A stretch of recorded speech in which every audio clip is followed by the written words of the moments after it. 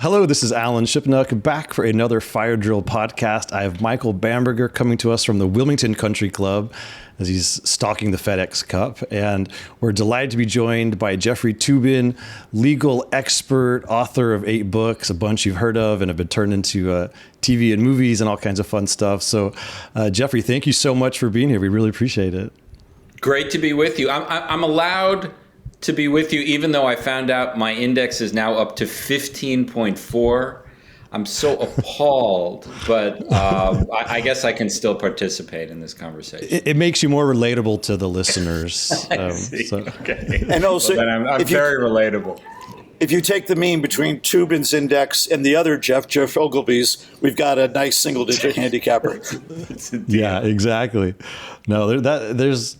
If we ever do a company golf tournament at the Fire Pit Collective, it's going to be very interesting. We have a wide range of handicaps and abilities, including a U.S. Open champ. So we wanted to have you here today, Jeff, because we could talk about the FedEx Cup playoffs. We could talk about Rory McIlroy's golf swing, but nobody cares about that stuff. All that matters in golf these days is litigation and all these macro issues. And you're uniquely positioned to help us through this. I thought we'd start with the Patrick Reed lawsuit against BRANDEL, CHAMBLEE, and the PGA Tour, just because it's such zany fun.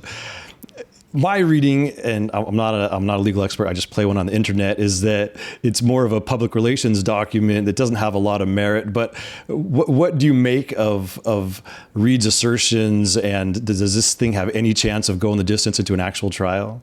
Well, I know you guys are not lawyers, and I don't want to get hyper technical in discussing this lawsuit, but there's a legal word that you can use to describe Patrick Reed's lawsuit, and that word is it's a joke.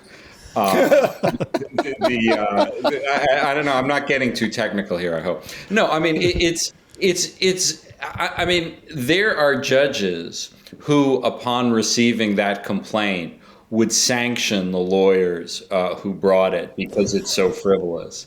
And I mean, we can go into why, but just as a bottom line judgment, there is no way that case will ever get to trial, much less reach any sort of result for Reed. I mean, it's just preposterous. Well, tell us, Jeff, why is it a joke? Okay, well, there are two parts to his complaint. The first is that he alleges libel or defamation, which is a tort, which is damaging someone's reputation unfairly.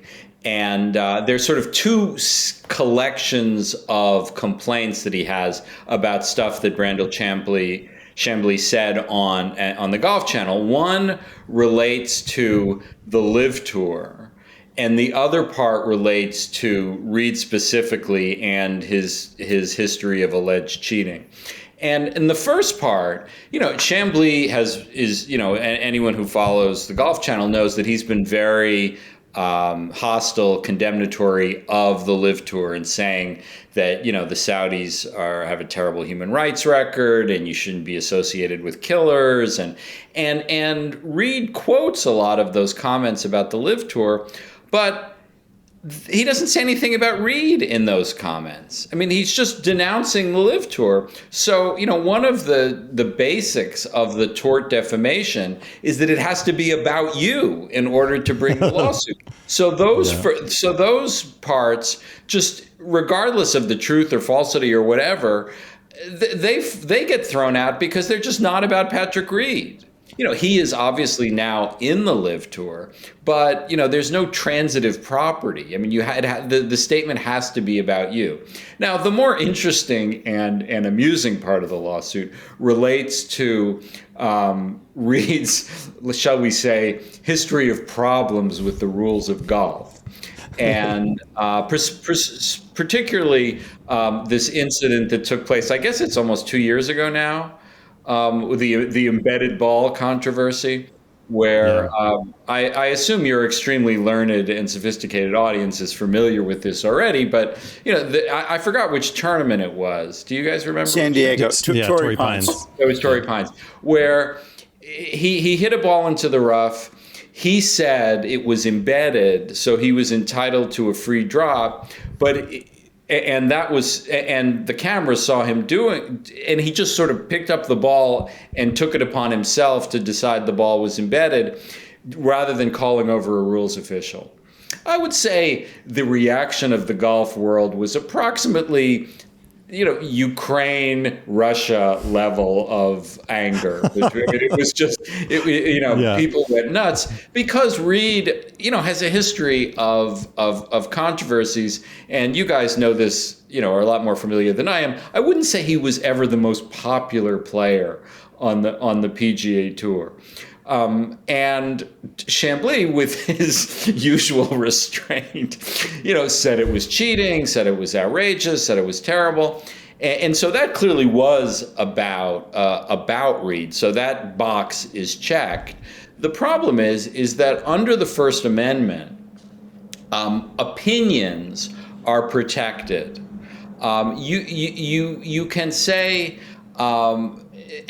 you can have any opinion you want. What you can't say is something factual about someone that is false. And I think at one level, this would be dismissed because it's just a protected opinion. He thought it was cheating. Other people, ultimately, Reed was not penalized for the drop. But sports journalism is all about criticizing players, criticizing officials, saying they were wrong. And in that respect, it's just protected opinion. The other part of the legal aspects here is that Reed is a public figure. And there are special rules about libel and defamation cases involving public figures. And basically, even if a statement is false about you and you're a public figure, you have to prove that the statement was made with what's called actual malice. And actual malice means either you knew what you said was false or you had reckless disregard for whether it was false. Now CHAMBLEE will say, not only didn't I know it was false, I believed it was true. I believed he was cheating. And so it would get thrown out on that theory as well. So Reed's case is really of no merit at all. And and you guys are probably better positioned to answer this than I am, but it's designed to help his reputation. Do you think this is going to help his reputation, filing this goofy lawsuit? I mean, I think it's likely to have just the opposite. Yeah, Michael. I mean, for sure, it's nonsensical. And the one thing that I thought was interesting that they kept coming back to in the brief was that Reed was exonerated by the rules officials, or he accepted the penalty. And they said, well, he broke the rules, but that's not accidentally. That's not the same as cheating. And I guess I wonder if that gives them any merit in this, because the PGA Tour has over and over exonerated Patrick or carried his water or just slapped him on the wrist. They've never suspended him that we know of. They haven't sanctioned him in a big way. That the weight of the Professional Golf Association is like, well, he didn't really do anything that bad. And that's where there's a departure between what BRANDEL's saying versus what the official version is. Does that pose any jeopardy for BRANDEL? I don't think so, because this is journalism and this is commentary. And Reed is a public figure in a sport where there's a great deal of public attention, and journalists are entitled to make judgments about whether people behave honorably or not. Now, if BRANDEL CHAMBLEE said on the air that Patrick Reed has been convicted of bank fraud, that's very likely to be libelous, because that's a factual statement that would be false. Now, let me just say, Patrick Reed has not been convicted of bank fraud, but that's the kind of thing that could give rise to a libel suit. But cheater is both a matter of opinion and something that is an inference that you could draw from what happened here. Now, I don't know enough about the rules of golf, frankly, to know, who's right and all that. But I know enough about libel law to know that this is something that people debate and have strong opinions about. And that's what the First Amendment is designed to protect. And also, Jeff, I'm sure you took evidence at Harvard Law School. He interfered with the evidence. Golf is sort of like soccer, where you're never supposed to touch that golf ball except for on the tee and then taking it out of the cup. That's the broad stroke starting point. So when your ball is in a funky situation, that does happen quite frequently in any round of golf, you're supposed to, you mentioned bringing over the rules official. Well, the first thing you're supposed to do is get your fellow players involved. Not every situation requires a rules official. When he touched that golf ball, he interfered with the evidence, and really everything that happened after that was half a joke in terms of the rules of golf. Or really half is probably understating it, because the crime scene, if you want to call it that, and I'm not saying it's a crime scene because I picked up on what Toobin did earlier, but if you would like to call it a crime scene, was already interfered with. So it was, shall we say, fucked up on many levels. Yes, also a legal term. And just to take it back to the basis for this is, CHAMBLEE was making the point that you're making, which is what he did was wrong. And if you want to call it cheating, or you want to call it being a jerk, or you want to call it, being a unethical golfer, that's why we have a First Amendment, to be able to say things like that about public figures. Because as I recall the Constitutional Convention, there was a lot of discussion about golf. No,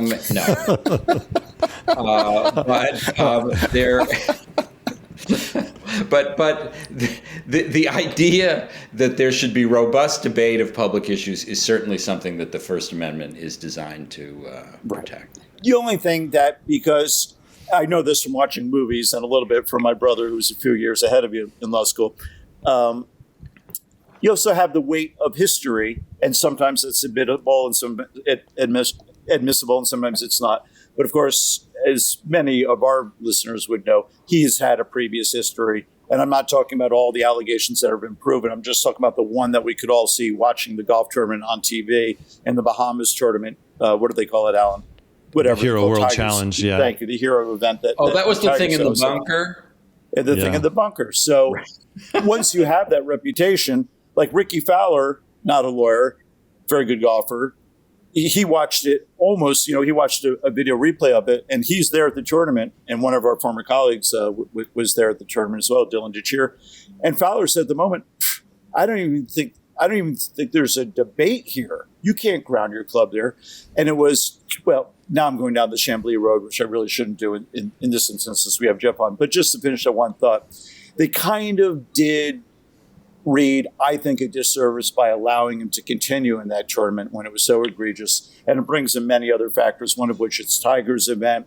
Reed was Tiger's pick for the President's Cup. The next week they were golf, or that Sunday night, they were all flying to Australia to play in the President's Cup.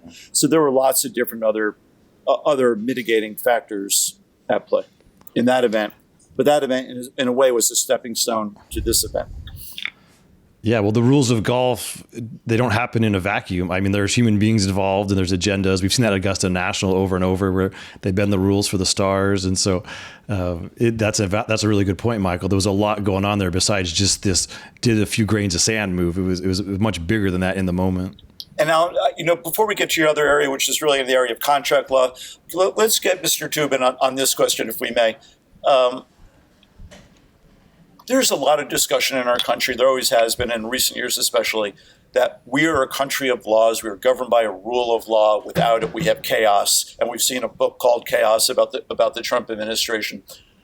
I just would like, because I've been on a soapbox about this really pretty much all my adult life, but I'd like to hear your view of, there are a lot of lawyers who are interested in golf, but the relationship between a system of laws that golf has and that our American democracy has, and the protection of sanity, for lack of a better word, and the tampering down of chaos. Wow, that's a big subject there. I guess I don't know if this is an appropriate answer to what you're saying, but I guess one of the things that has always fascinated me about golf, particularly at the highest levels, is the degree to which the participants are the judges, which is something we don't allow in most other circumstances. And it's something that I think is really kind of wonderful about golf. And I think it is part of it's part of what makes the Patrick Reed story so interesting, is that these golfers, who have millions of dollars on the line, call the equivalent of fouls on themselves. And they really do it. And they take that part of the game very seriously. And it's so different from the rest of our society, which, increasingly seems to have very few rules that people subscribe to at all. And when there are rules, they have to be imposed by the courts. No one is going to be calling fouls on themselves, politically or otherwise. And that's why I just think golf is so interesting, because at least still, for the time being, it operates according to an honor system that is very different from the rest of society. Very well said. Thank you. Alan, the floor is yours. Yeah, that was profound. And that's part of the charm, and something that Michael always goes back to. I mean, the foundation of the game is the rules and golfers observing them. So that was really beautifully said. So the Patrick Reed lawsuit, kind of fun, kind of silly, a bit of a sideshow, but really this antitrust suit between the LIV golfers, Mickelson et al. Versus the PGA Tour, is a huge deal that has potential to reshape the entire landscape of professional golf. And that's where we wanted your expertise a little bit, Jeff, is to understand, is this a real thing? I mean, there's been a lot of talk about, they now have a date. They're going to go to trial in January of 24. If it doesn't get settled ahead of time, this could be a bombshell for professional golf. What is your take on the lawsuit, and where do you think the game is headed?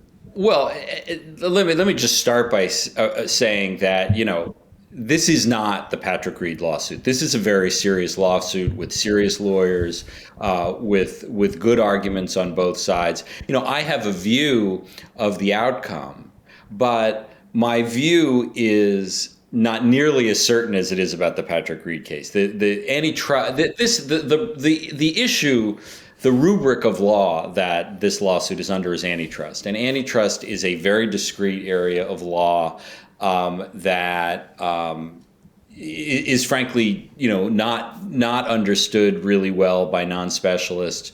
But this is a serious lawsuit. I mean, just to cut to the chase, I think ultimately the PGA Tour would win if this case actually goes the distance.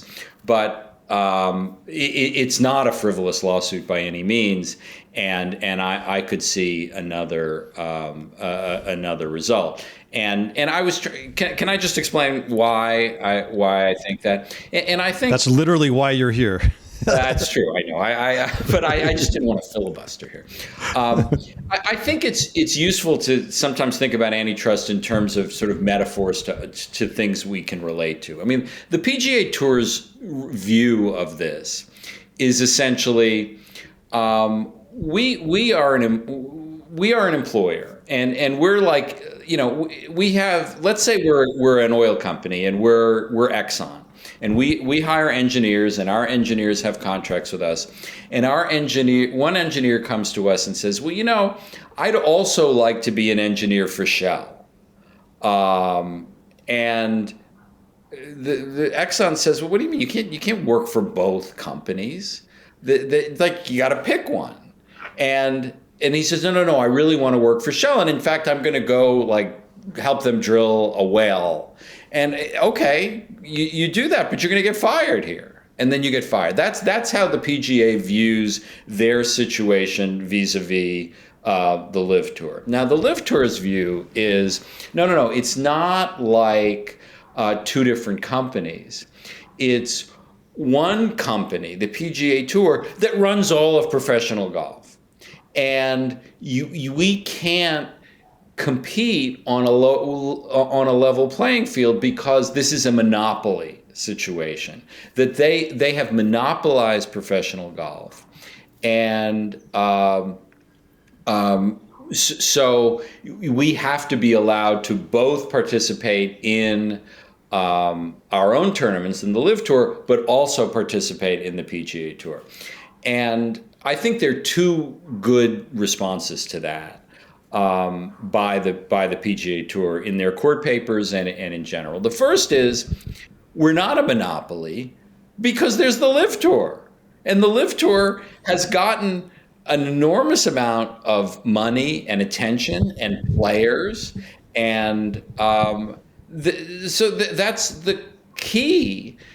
So you can't claim that you're this big success at the same time as claiming you're this horrible victim of the big bad PGA Tour. And the other argument that I think is a strong one on behalf of the PGA Tour is the biggest tournaments in golf, the biggest issue, the four biggest events in golf are not under our control. And, at least so far, the LIV Tour participants are allowed to play in the four majors. You know, the USGA runs the US Open, the PGA runs the PGA, the Augusta National runs the Masters, and the Royal and Ancient runs the British Open. We're not in charge of them.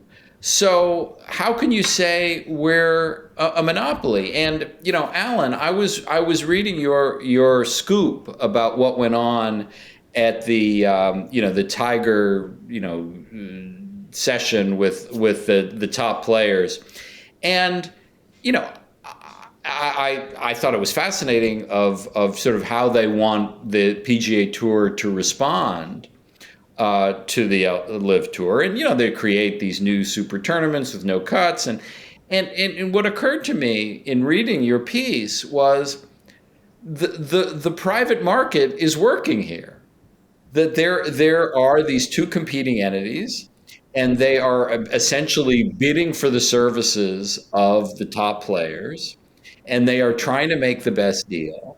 And if I'm a judge looking at this, I'm going to say, why do I want to get involved in this? Let them fight it out. There's just no need for judicial intervention here, because this is, the free market for top professional golfers and employers.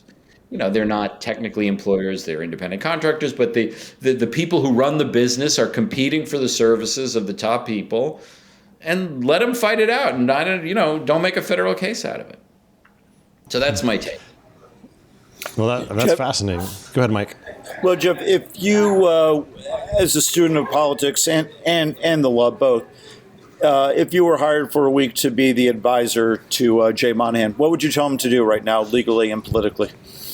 Well, I mean, it's the one thing that I think he's done that is smart is he's let the players talk, not himself. That the spokesman for the players have been the players. I mean, it's been Rory McIlroy, it's been Justin Thomas, and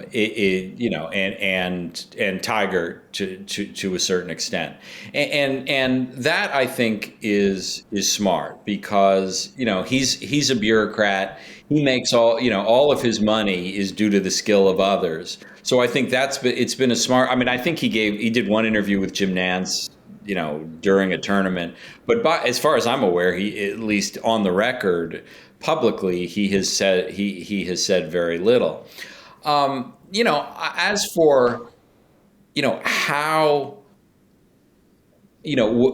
I mean, to be honest, I don't really know enough about the golf business to know what the most effective response is. I mean, reading Alan's piece, I thought, the way to become what they're doing is they're sort of trying to become more like the LIV Tour. more guaranteed money, more, for the top people, and, some no-cut tournaments. I mean, it seems like a reasonable response, but one thing that I thought was very weird, frankly, in the proposal that Alan talked about was this idea that the players would somehow become owners of the tour, through private equity or something. And I just thought, one of the whole points of golf and any professional sport is that, the top people turn over years. So, should Justin Leonard be the stars of yesteryear, should they be owning the golf tournament, the PGA Tour? That struck me as an idea that I don't think made a lot of sense. But again, I don't pretend to know enough about the golf business to know, what the right answer is for the PGA Tour. I mean, the fundamental problem that the PGA Tour has is that it's not competing against another business that has to, show a return in a reasonable amount of time. They're competing against the Saudis, who have unlimited money and can, give Phil Mickelson $200 million. I mean, the PGA Tour, as rich as it is, can't give people $200 million. They don't have $200 million to give one golfer. And that's a legitimate problem. And I don't know what the solution to that is. Well, that's where the equity comes in, is if you have, I'm hearing people have continued to blow up my phone since that story posted. So now I'm hearing that the actual valuation they're working off is $5 billion for this new enterprise. And if you can, I don't think, to your point, poor Justin Leonard out here catching strays, but you're right. I mean, you don't want to reward too many guys because they're gonna get replaced. But I think, Tiger, Rory, maybe Justin Thomas, they've been carrying the water for the tour. And if you can compensate them for staying and for all that they've done and all that they will do, I think that the equity becomes the money. They don't have the Saudis' money, but the equity is valuable. And one of the things that I love about golf as a fan is, Tiger Woods or a Monday qualifier, when they show up for their tee time on Thursday, they may walk away with nothing. And that's not true in any other sport. And as I understand it from what I've been reading, that was a big point that Greg Norman was making as he was making the rounds is, if you are a mid-level basketball player, you're making $5, $6, $7 million a year. And if you get hurt in the second game, you're still going to get the money for the rest of the year. And it's all guaranteed money. And, other than endorsements, there's no guaranteed money in golf. And, I can see why when the golfers look at their, elite athlete peer group and they think, well, why the hell shouldn't I get, guaranteed money? And the Saudis are offering, is Pat Perez going to make a hell of a lot of money anymore on the PGA Tour? Kevin Na is a good sort of mid-level player who wins every once in a while. But if he can get I don't know what the numbers are, but if he can get $10 million from the Saudis, it seems like a pretty easy call for them. Yeah, no, all that you say is true. I want to go back to the antitrust lawsuit because the way you break it down, it sounds like LIV has no chance. But I guess the counter argument is it's not that they work for Exxon and they want to work for Shell. It's that they don't work for either company. They're essentially private contractors, and they want to be able to dabble with both and go wherever the better deal is. Just like, if I'm looking for a plumber, I'm going to call a couple guys and I'm going to tell whoever gets a better deal, I'm going to go with that person. I think that's where the notion that they're not employees to the tour, and golfers have always been able to go from tour to tour. You play some in Europe, you play some in the US, you might go down to Australia and South Africa. And like Rory McIlroy's done that, some of the other LIV guys who are more international players like an Ian Poulter, they've bounced from tour to tour throughout their careers. And so they would like to continue doing that with LIV being one of those tours. And so that's where I think the counter argument is this already exists in golf. Why is it suddenly you were banned and you're turning it into a closed shop? Well, that is not a bad argument. Again, what the PGA Tour will say is, yes, we do allow under certain limited circumstances to play a certain number of events in other tours, but that's at our discretion, and we are not obliged to destroy ourselves to give an opportunity to play a directly competing tour. I mean, yes, you can play in what's, I guess, called the DP Tour now, the European Tour, the Asian Tour, if you want, but they're not directly competitive with the PGA Tour. We are not obliged, the PGA Tour, to essentially subsidize our competitors. And but your point is not that's not a frivolous argument on the part of the LIV golfers. And also, just to argue with myself, the four major tournaments, one of the ways main ways you qualify for the four majors is through the PGA Tour.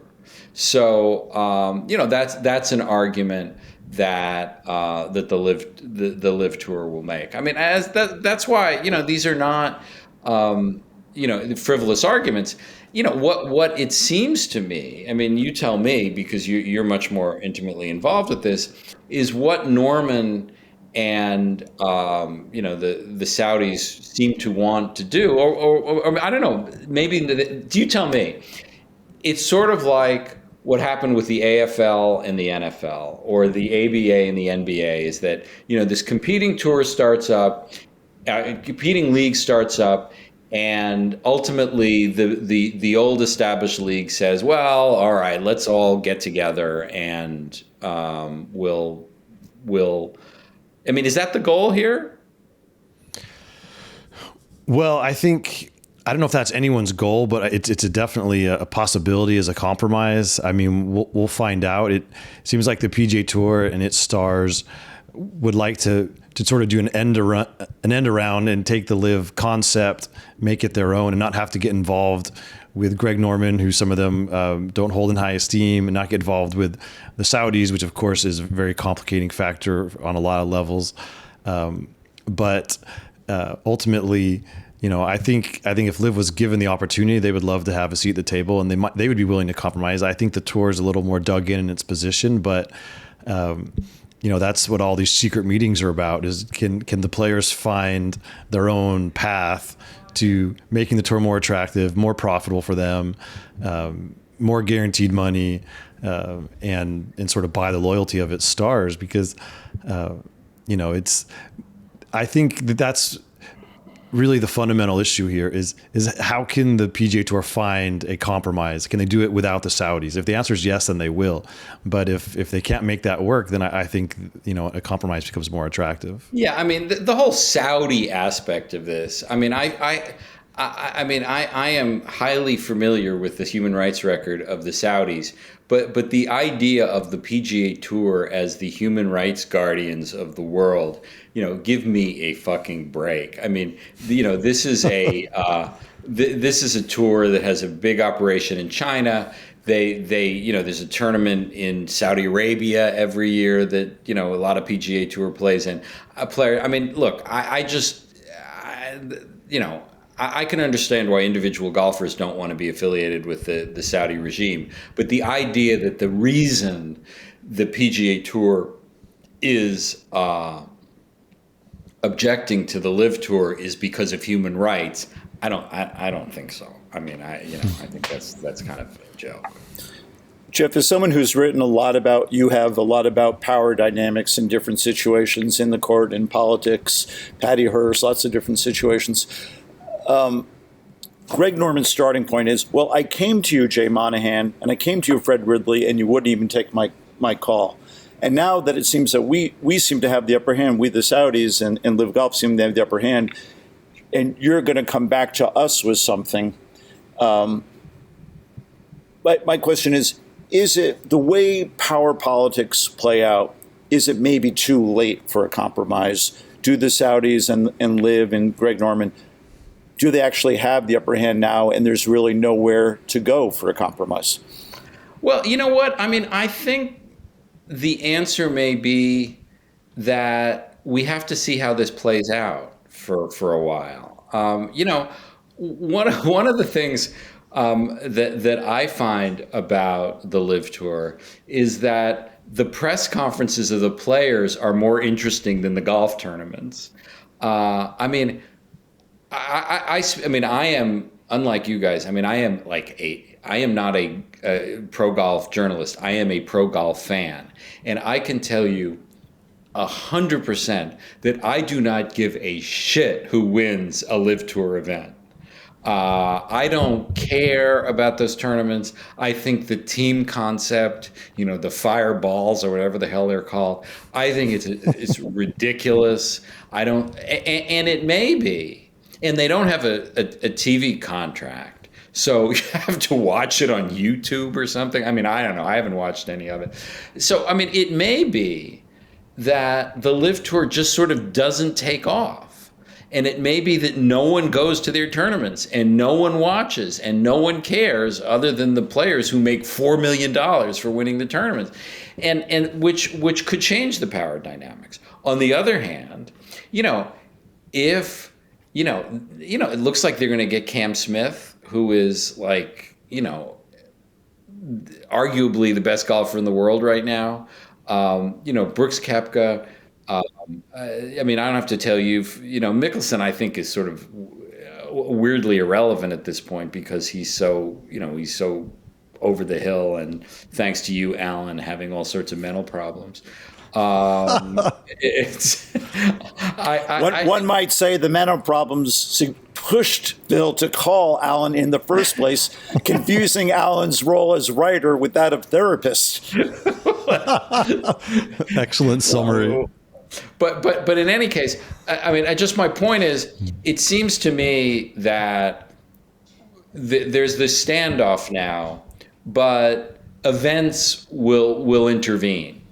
And for example, I mean, one thing that's interesting is, we got the President's Cup coming up, which has always seemed to me as sort of like, the poor man's Ryder Cup. I don't really care much what happens in the President's Cup, and I think most people, but it's going to be a diminished field because of LIV. Will that hurt? Will that have an effect on the whole dynamic? I don't know. What do you think? Yeah, for sure. I mean, that week will throw into sharp relief the damage that LIV has done, because you're not going to have Dustin Johnson, who just went 5-0 at the Ryder Cup and was the hero at Whistling Straits. And it seems like a certainty you won't have Cam Smith, who is going to be the big dog on the international team. And, Bryson DeChambeau, who is a lightning rod, but it was certainly fun to watch at the Ryder Cup and is built for match play. To say nothing of Patrick Reed. Patrick Reed, formerly known as Captain America. Koepka hasn't been playing well, but he's kind of built for match play. So both teams are diminished. They're the biggest star in Latin America. Abe Answer is not going to be there. Louis Oosthuizen, one of the most popular players in golf, who's kind of flying the flag for South Africa, a great golfing nation. So yeah, that week is going to be eerie because it's going to be about who's not there as much as who is. So that will be a testament to what you were saying earlier of LIV's strength. And it does undercut their case that the tour's a monopoly where they've siphoned off all these players. Well, and here's a question for you. I mean, I'm sorry to be asking questions rather than answering them, but it seems to me that one big factor about whether the LIV Tour lives or dies is whether they can get a TV contract in the United States. Because if they're really only on YouTube, I don't really see them, have any real sustaining power. Obviously, I guess Fox is the obvious possibility. Do you think they'll get a TV contract? Well, I will say you might possibly be dating yourself because YouTube is the second most visited website there is. And, the number of people who spend countless hours on YouTube is substantial. So I think it's better than I mean, us old folks might give it credit for. But yeah, I mean, definitely being on network TV is a sign that you've arrived. And if you're not on TV, you don't exist in the imagination of a lot of fans. So I agree with what you're saying. Well, no, but I mean, the point isn't so much about. I mean, I am dating myself. I'm happy to acknowledge that, but YouTube doesn't pay them anything. I mean, there's no, and the other thing that's worth thinking about in all of this is, and this comes out of my and you guys, from Sports Illustrated alums know this, is that, people say, oh, well, these rich people, they'll just buy a prestige product and they'll keep subsidizing it forever. Yeah, maybe. And you know what? This Saudi guy, this guy who's, the big golf aficionado, I forgot his name, but the guy who's, Norman's sugar daddy. His Excellency, yeah. What happens if he catches a cold? What happens if he says, this isn't working out so well? Or his, MBS says, we're sick of this. I mean, It's not things that are not profit making in American life are not necessarily sustainable. And if the Saudis are losing, literally billions of dollars on golf, like at some point, and maybe not too long from now, they're like, why are we doing this? What do we care? I mean, I just think that's a possibility worth considering. I agree. Michael, do you think that there's a TV contract out there for LIV Golf? I don't see it. I mean, now, Alan, you've been to events and I haven't. But, 3 rounds, it's not the shotgun start, but the shotgun finish. I don't see how you can do that on TV. You don't have that building to a climax like you have of, the fourth quarter of a football game or the ninth inning of a baseball game. Just what you just said. I mean, maybe I'm just ignorant, but I recognize the shotgun start, but a shotgun finish is terrible for TV. That's awful. Well, what they do is how do they do it? They send the leaders. So the leaders go off of 1, the nearest pursuers go off of 2. So it is based on scores for the last round, where quite possibly the 18th hole could be the deciding hole. But there's definitely someone could start an hour and a half ahead of the leaders and shoot a 62 and win the tournament by finishing on number 13. I mean, that's well within the realm of possibility, and that scenario is sort of played out already out there. So it is messy, and we all know golf courses are sequenced in a certain way. There's a rhythm, there's a charm, and they're designed.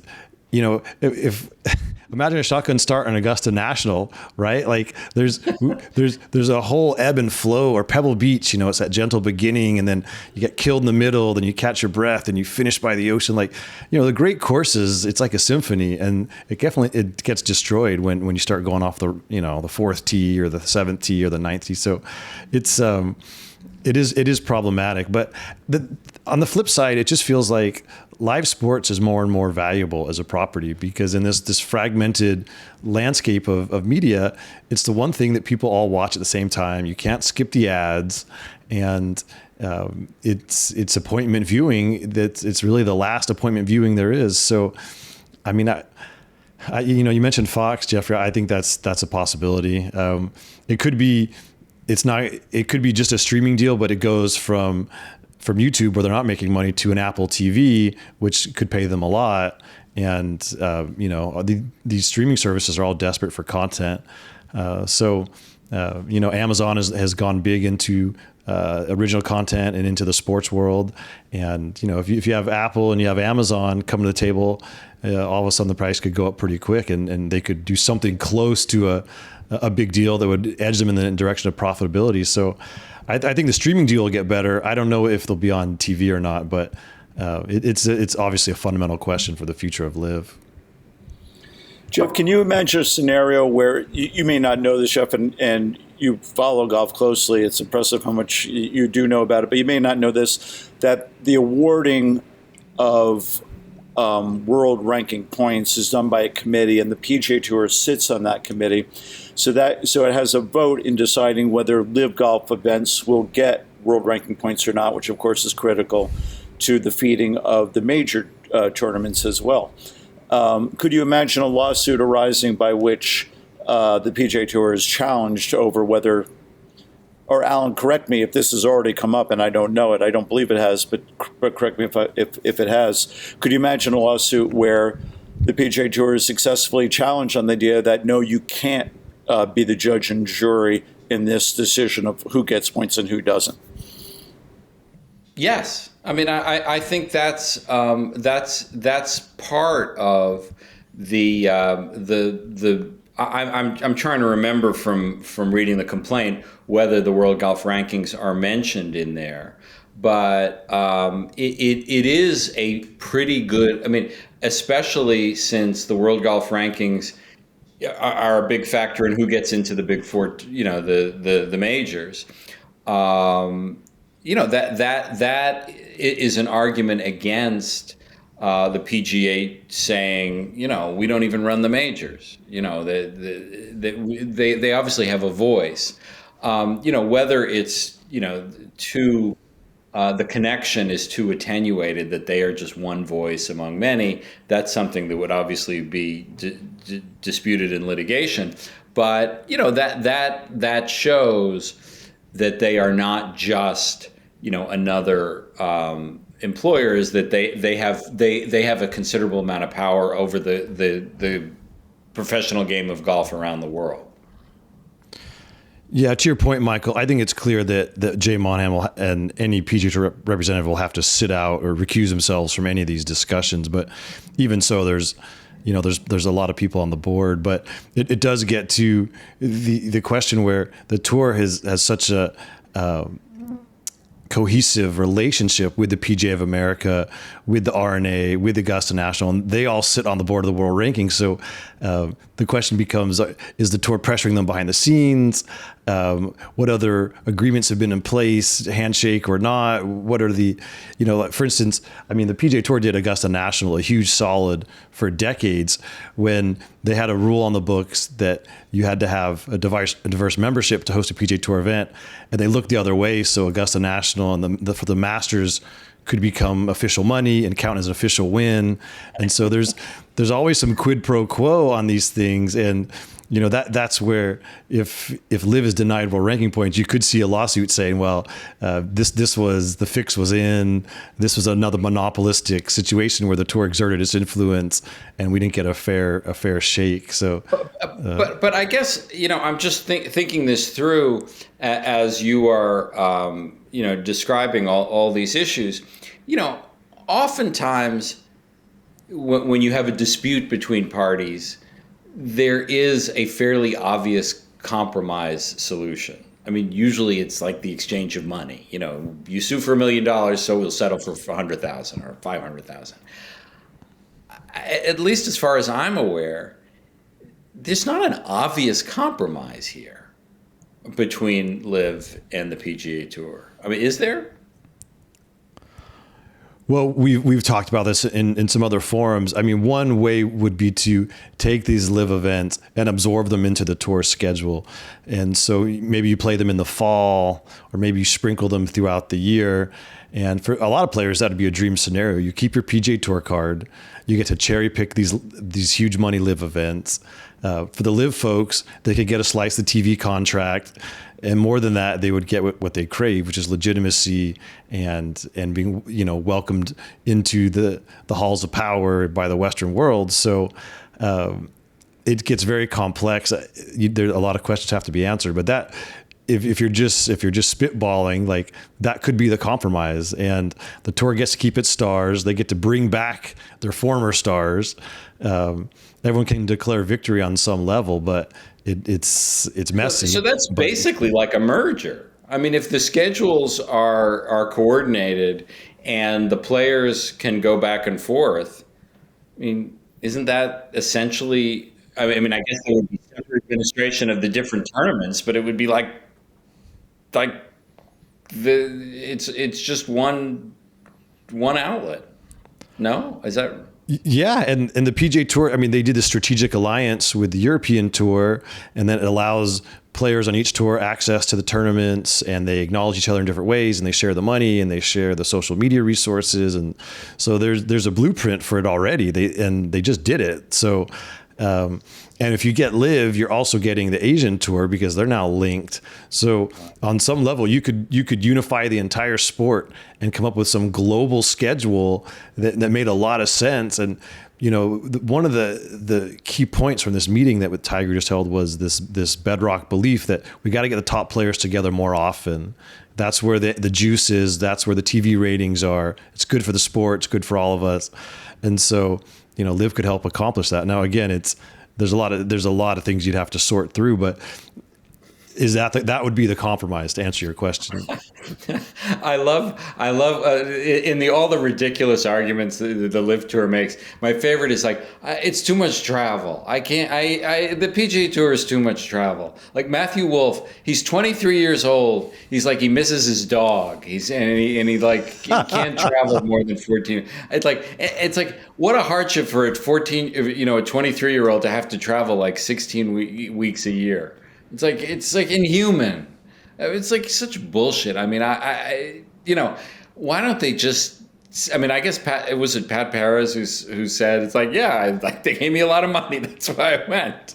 I mean, that's really what this is all about, right? I mean, of course, but there are some Shakespearean things at work here. Some of these themes of greed and vengeance and legacy, and it's playing out on a few different levels, but money is certainly driving so much of this as it often does. But and I guess your point is, I mean, a lot of these people at all levels of of professional golf just despise Greg Norman, and that they don't want him to win.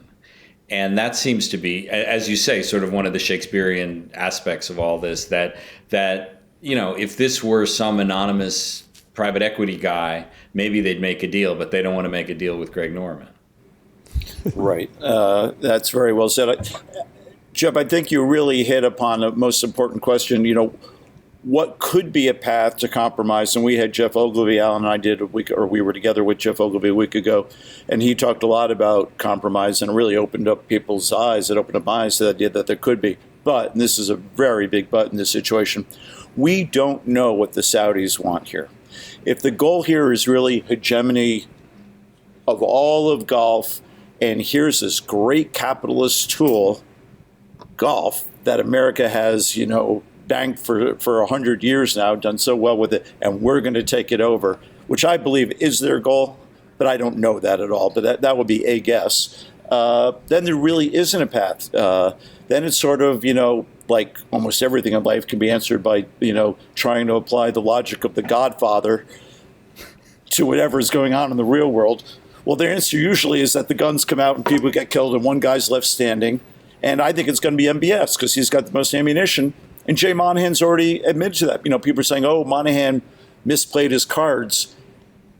There were no cards to play because professional golfers, by their very nature, are drawn to money. They don't care about BRANDEL CHAMBLEE going on about and Eamon Lynch and you and the three of us going about human rights abuses. They want to get paid, and these guys are paying, and they're going to go. I think, what you're saying about Monahan is so right. It's like, well, why don't you pay Phil Mickelson $200 million? He doesn't have that kind of money.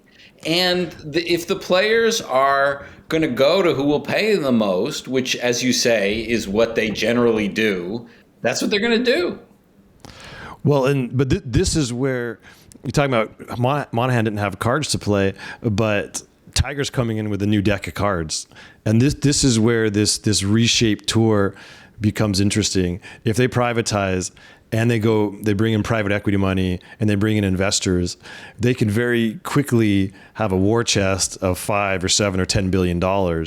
And that's not quite Saudi money, but it's now you haven't brought a knife to a gunfight, to use your analogy, Michael, which is probably inappropriate given this whole geopolitical backdrop to this. But now they've got some ammunition, and are they outgunned, to extend the metaphor? Yes, but at least they're shooting back, and so I think what happened in Delaware with Tiger jetting in, the second such meeting, they had one in Adair Manor, and there was only one person in the room who wasn't a golfer. It was a big swinging dick in the private equity world. That's an industry term. I didn't make that up.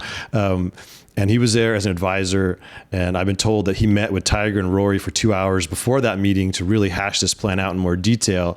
And so this is how the tour can fight, is by bringing in this outside money. Can I just, I know you guys need to go, and I probably should go, but let me put on my golf fan hat for a while. I mean, just, independent Please. of all this, which is, who needs this fight? I mean, it's like, one of the things in the world that I thought was not broken was the PGA Tour. I mean, as a golf fan, I didn't give a lot of thought to the PGA Tour, but I love my PGA Tour.com website, the website, and I'm always checking the leaderboards. And I know that there's the West Coast swing, and then there's the Florida swing, and then there's the Masters, and I was happy with that. I didn't need another tour, and I didn't need more tournaments and team play and 54-hole tournaments. I mean, I just think, I haven't spoken to other golf fans about this, but when I look at these, obviously I've paid a lot of attention to the LIV Tour stuff. I think as a fan, it's like, who needs this? It was not broken in the first place. Now, obviously, you money changes everything, as they say. But I just find it sort of, the whole thing kind of unnecessary and irritating as a fan. Go ahead, Michael. Well, I mean, golf for a long time, the PGA Tour, I think Alan and I would both very much agree with this. It got boring. It got arrogant. We had all the cards. We're dictating to the world how this whole thing plays out. The President's Cup, the international team is dictated. The rules by which their team is even assembled is dictated by the PGA Tour. Tim Finchem became a member of Augusta National almost immediately upon retirement. There's a lot not to like, and there's a lot to like Jordan Spieth and the way Cam Smith plays golf. There's a lot to like, and the three of us are drawn to golf for golf's sake. But this is a long-winded preamble to the following. Jeff, what you described is the American golf fan's point of view, and what Greg Norman would be here to tell you is that he grew up in Australia. He played the Australian Tour. He played the European. Played the American Tour. And it's not fair to the rest of the world that everyone's got to come to the United States to play the game's best tour, just like everybody's got to come to the NBA to play the best basketball. But I think I would argue, and maybe Jeff, you would too, golf works well in a regional system of a European Tour, an Asian Tour, an American Tour, and it has worked well. And we don't need all this, I think, would be my shorthand, except for the Saudis see, my opinion, the capitalist tool that is the Pro Golf Tour and golf period. And it's like, yeah, let's get more of that, or let's own that. I think you said it perfectly, Jeff. I mean, nobody really wanted this, but it's here, and it can't be ignored. And it comes with so many interesting questions, some of which you've helped us answer. One guy wanted it, Alan. Yeah, Greg. Yeah. And he's hats off to him. He's wanted it for 25 years, right? Yeah, and to his credit, he's never given up on it, and he's gotten it much, much farther than anybody would have given credit for doing. I agree. And I think, to some degree, Phil Mickelson wanted it. There's been other agents of change, working in the background here. So some people wanted it. The average fan didn't, but it's been, foisted upon us, and we're trying to make sense of it all. So, Jeff, thank you so much for your insight in guiding us through the legal minefields. And you're also a great representative just of a serious fan, because Michael and I are so in the weeds. It's nice to talk to someone who follows it, but also has questions. And so that was edifying. Let me say one other thing about Toobin, having played golf with him a number of times. There's that character in Men in Green. I can't remember his name, but he's the annoying guy who just hits it straight, has got a plan all the time, will never make worse than bogey on any hole. That's your Jeff Toobin. It's like, 87. The range is 86 to 88. The fact that I had 2 7s today, it is a refutation of that. But I appreciate the misleading compliment. Highly cerebral golf, unlike your emotional writer friend, Alan. I wish I was less cerebral and more talented. Alrighty, guys. See you later. Thanks for having me. That's great. All right. This has been another Fire Drill podcast. Thank you to Jeffrey Toobin and Michael Bamberger. This is Alan Shipnuck. We want to thank PowerPoints, who's our longtime sponsor, our favorite golf scoring app. You've heard us talk about it. It's great fun. You should definitely check it out. For a highly cerebral golfer, it would add a whole new layer to the game, and Michael and I endorse it. So listeners out there, thanks for sticking with us to the bitter end here. We will certainly be back at it as this story continues to evolve, and I have a feeling this will not be the last time we go to Jeff for some counsel. That's a wrap from Carmel, California, Wilmington, Delaware. And where are you, Jeff? New York City. New York City. We got them all covered. All right. Thanks for listening. Bye-bye.